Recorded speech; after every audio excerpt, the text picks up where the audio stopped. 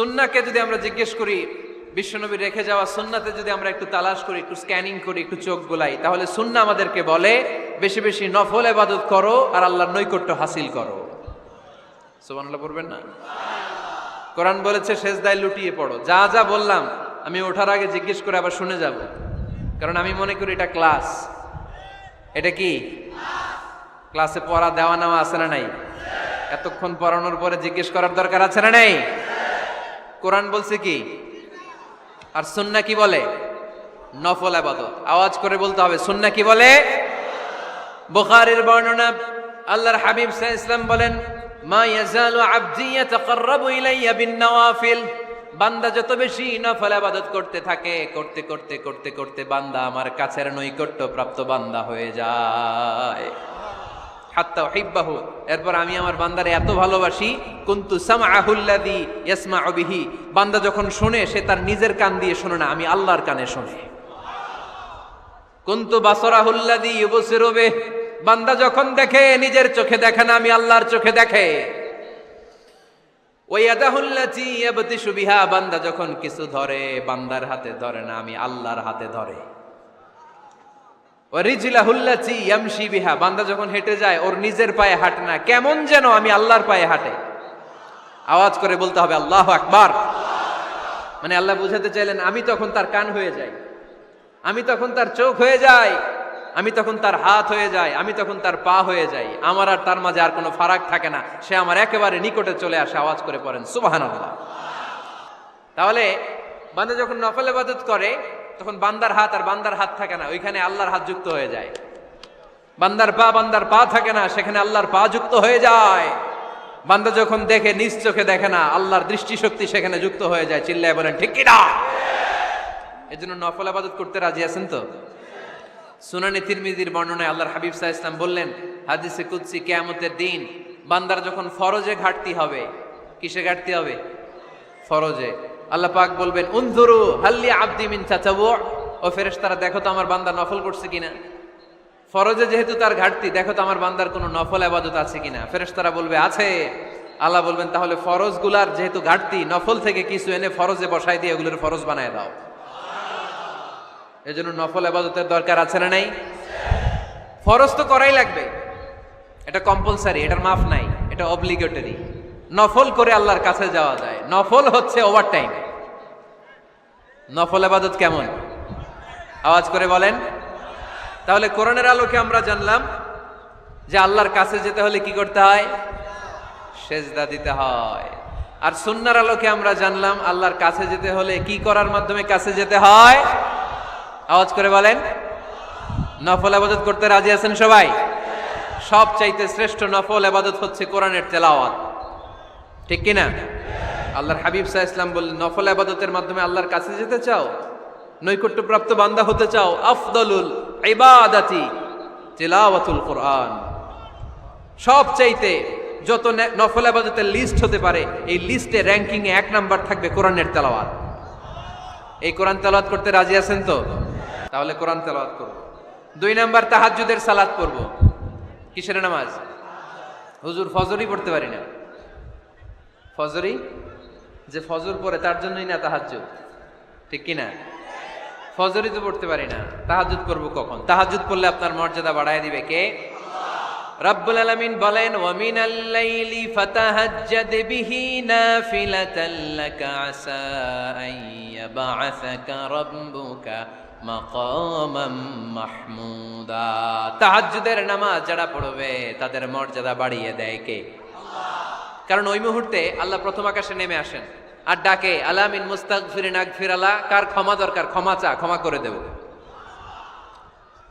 আলা মিন মুস্তাকসিন আকসুলা। কার খাবারের দরকার, পোশাকের দরকার, চাও দিয়ে দেব। চাও, কার কি লাগবে চাও, আমি দিয়ে দেব। এজন্য শেষ রাতের দোয়া আল্লাহ কবুল করে। এই যে রমজান আসতেছে না সামনে, কোন মাসে রমজান? এপ্রিলে। সেজদায়ে নত হও, অশ্রু ছাড়ো, প্রভুর শরণে হৃদয় গাড়ো। সেজদায়ে নত হও, ছাড়ো, প্রভুর শরণে হৃদয় গাড়ো, প্রাণ খুলে সব ব্যথা বলো প্রভুকে, বলো প্রভুকে।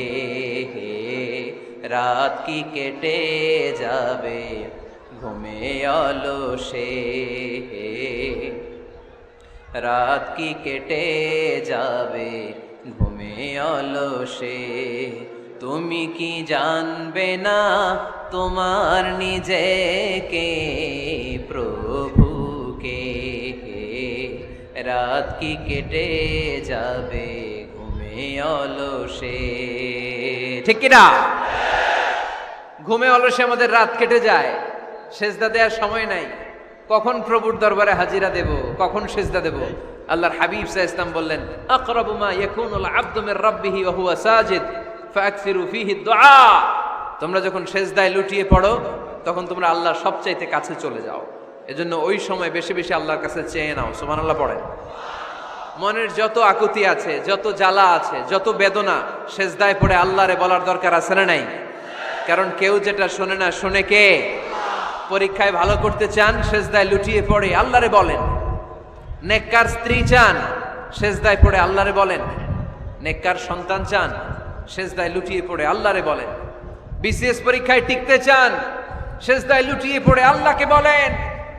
পাসপোর্ট দিয়ে রেখেছেন, ভিসা হয় না, সেজদায় লুটিয়ে পড়ে আল্লাহরে বলেন। মনের যত জ্বালা, যত যন্ত্রণা, যত আকুতি, যত হাহাকার, সেজদায় লুটিয়ে পড়ে আল্লাহরে বলেন। কারণ আল্লাহর দরবার এমন দরবার, এই দরবার থেকে কেউ কোনোদিন খালি হাতে ফিরে না। চিল্লায় বলেন ঠিক কিনা? কেউ ফিরে না খালি হাতে আল্লাহরে তোর দরবারেতে, তাই না? পড়েন সবাই, কেউ ফিরে না। আকরাবু মা ইয়াকুনুল আবদু মির রাব্বিহি ওয়া হুয়া সাজিদ। বান্দা যখন সেজদায় লুটিয়ে পড়ে, বান্দা আল্লাহর সবচাইতে কাছে চলে যায়। এই কথাটা মনে থাকবে আপনাদের সবার। আমরা কখন আল্লাহর সবচেয়ে কাছে যাই? আওয়াজ করে বলেন। যখন আমরা সেজদায় পড়ে থাকি। আপাত দৃষ্টিতে মনে হয় সেজদাটা যখন দেই জায়নামাজের উপরে আমার কপালটা পড়ে, সেজদাটা যখন দেই মসজিদের টাইলসের উপরে আমার সেজদাটা পড়ে, সেজদাটা যখন দেই মনে হয় যে মসজিদের কাপড়ের উপর আমার কপালটা পড়ে। কিন্তু বিশ্বনবী বলেন না, তোমার কপালটা আল্লাহর কুদরতি পায়ের উপরে পড়ে। আকরাবু মা ইয়াকুনুল আবদু মির রাব্বিহি ওয়া হুয়া সাজিদ। বান্দা যখন সেজদায় লুটিয়ে পড়ে, বান্দা আল্লাহর সবচাইতে কাছে চলে যায়। তাহলে কোরআন আমাদেরকে জানালো, যদি আল্লাহর প্রিয় হতে চাও সেজদায় লুটিয়ে পড়ো। আল্লাহর প্রিয় হতে চাইলে কি করব? আওয়াজ করে বলেন কি করতে হবে? আল্লাহর হাবিব সাল্লাল্লাহু আলাইহি ওয়াসাল্লাম লম্বা সময় ধরে রাতে সেজদায় পড়ে থাকতেন। আল্লাহর হাবিব সাল্লাল্লাহু আলাইহি ওয়াসাল্লামের সাহাবারা সব সময় লম্বা লম্বা রুকু দিতেন, লম্বা লম্বা সেজদা দিতেন। কিন্তু আমরা রুকুর মধ্যে তাড়াহুড়ো করি, সেজদা দিতে যে তাড়াহুড়ো করি, এরকম আছে না নাই?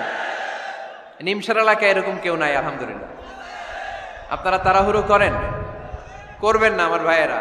দেয়ার ইজ নো রাশিং ইন সালাহ। সালাতে তাড়াহুড়ো নেই। There is no hastiness in সালাহ। সালাতে কোনো তাড়াহুড়ো নেই। সল্লু সালাতান মুআদ্দিআ। এমন ভাবে নামাজে দাঁড়াবেন মনে করবেন এটাই হতে পারে আমার জীবনের শেষ নামাজ, ঠিক কিনা?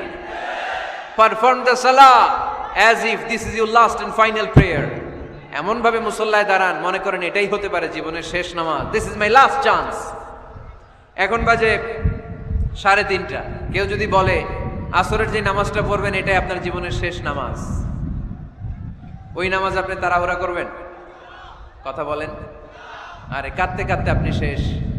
এত সুন্দর ওযু বানাবেন, এত সুন্দর আতর মেখে জায়নামাজ বিছিয়ে পাঞ্জাবিটা পরে আপনি নামাজে দাঁড়াবেন। রুকুতে কি সুন্দর রুকু করবেন, লম্বা সময় সেজদা করে চোখের পানি দিয়ে তো সেদিন আপনার জায়নামাজ আপনি ভিজিয়ে দিবেন, ঠিক কিনা?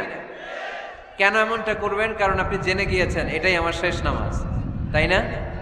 তো প্রতিটা নামাজের সময় এই জিনিসটা ভাবলে সমস্যা কোথায়? আমরা যে আরো আধা ঘন্টা এখানকার সবাই বেঁচে থাকবো কোনো গ্যারান্টি আছে? আরো 10 মিনিট হায়াত পাবো, গ্যারান্টি? 5 মিনিট, 2 মিনিট শ্বাস যেটা নিলাম, ব্রেথ ইন করলাম, এটার ব্রেথ আউট করতে পারবো, কোনো গ্যারান্টি আছে? তো প্রতিটা সালাতের মুসল্লায় যখন দাঁড়াই এই চিন্তাটা আমাদের মাথায় আসে না কেন যে এটাই আমার শেষ নামাজ? সল্লু সালাতান মুআদ্দিন। আমার প্রিয় কুমিল্লাবাসী ভাইয়েরা, যখনই নামাজে আমরা দাঁড়াবো আমরা ভাববো হতে পারে এটাই আমার জীবনের শেষ নামাজ, এটাই জীবনের, ভাবা যাবে? আর লম্বা চূড়া রুকু করবেন, লম্বা সেজদা করবেন, রুকুতে পিঠটা সোজা রাখবেন। আল্লাহর হাবিব সাল্লাল্লাহু আলাইহি ওয়াসাল্লাম যখন রুকু করতেন পিঠটা থাকতো স্ট্রেট ফরওয়ার্ড, বাঁকাও না উঁচুও না। ওয়াকানা বাইনা যালিক। সাহাবারা বলতেন আল্লাহর হাবিব সাল্লাল্লাহু আলাইহি ওয়াসাল্লামের রুকুর পিঠের উপরে পানি ভর্তি কোনো গ্লাস রেখে দিলে গ্লাসটাও কাঁপবে না, পানিটাও পড়বে না। তার মানে বাঁকা ছিল পিঠ, তাই না? কি ছিল? সোজা। আবার আল্লাহর হাবিব সাল্লাল্লাহু আলাইহি ওয়াসাল্লাম বললেন সবচেয়ে বড় চোর যে নামাজে চুরি করে। সাহাবারা বললেন কাইফা ইয়াসরিকু ফিস সালাহ, নামাজে কেমনে চুরি করে? আল্লাহর হাবিব সাল্লাল্লাহু আলাইহি ওয়াসাল্লাম বললেন ইয়াসরিকু ফি রুকুইহি ওয়া সুজুদিহি, রুকু সেজদায় চুরি করে। এরকম নামাজ চোর আছে না নাই? রুকু থেকে সোজা হয়ে দাঁড়িয়ে কয়েক সেকেন্ড আপনি রিল্যাক্স করবেন। প্রথম সেজদা দিয়ে আপনি সোজা হয়ে বসে কয়েক সেকেন্ড রিল্যাক্স করবেন। কি করবেন?